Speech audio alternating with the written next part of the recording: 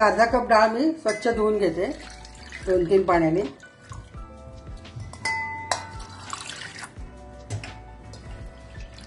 आणि मग 1 तासभर भिजत ठेवायची ही डाळ, म्हणजे चांगली शिजते. तर मी ऑलरेडी इथे भिजवून ठेवलेली आहे 1 तासभर.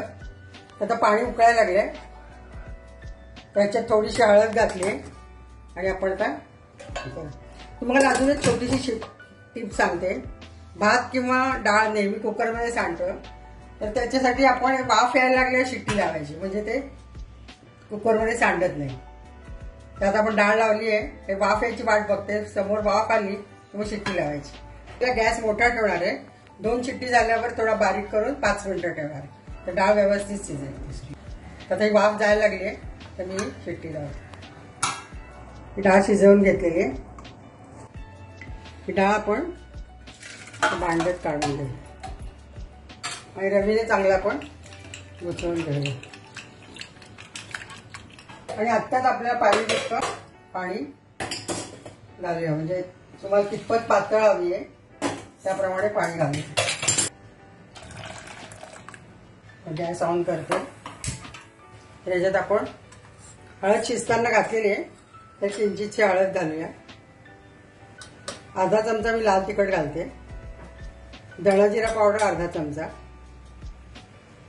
एक अर्धा चमचा मीठ घालतोय. अर्ध्या वाटीला सगळं आपण अर्धा अर्धा घातलेलं आहे. त्यात मी एक पाव कपच्या अर्ध म्हणजे 1 टेबलस्पून गूळ घातलेला आहे. त्यात आपण 1-2 मिरच्या चिरून घालूया.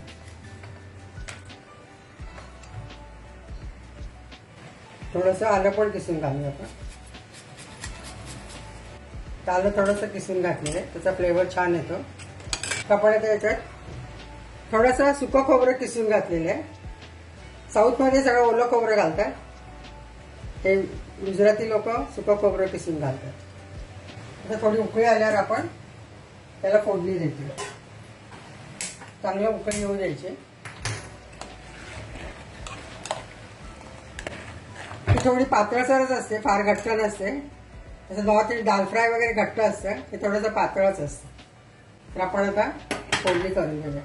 फोडणीसाठी मी कढई ठेवलेली आहे. 2 चमचे तेल घालते. म्हणजे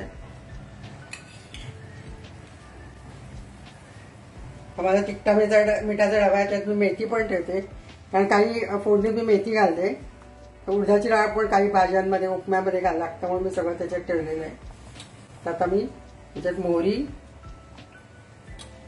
जिरं, माझी फेवरेट थोडीशी मेथी, 2-4 दाणे, आणि आपण थोडं हिंग पण घालतो.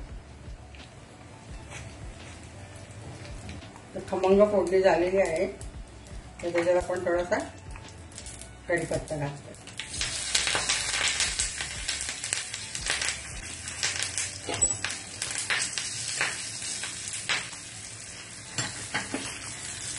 आपण ही फोडणी आता झणझणीत आपली गुजराती डाळ उकळलेली आहे. त्यात आपण सरते शेवटी लिंबू घालूया.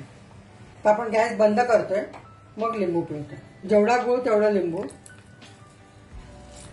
अर्ध लिंबू घातले, आपली आमटी तयार झाली. गॅस बंद केलाय. आपण हे सर्विंग बाउलमध्ये काढून घेऊया.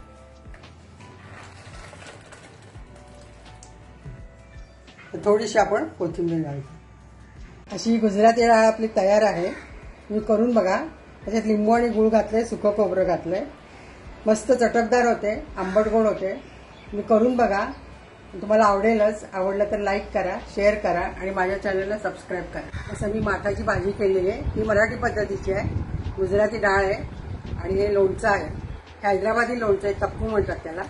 आणि आपण गरम भातावरती थोडंसं तूप घालूया आणि वरण घालून खाऊ शकतो.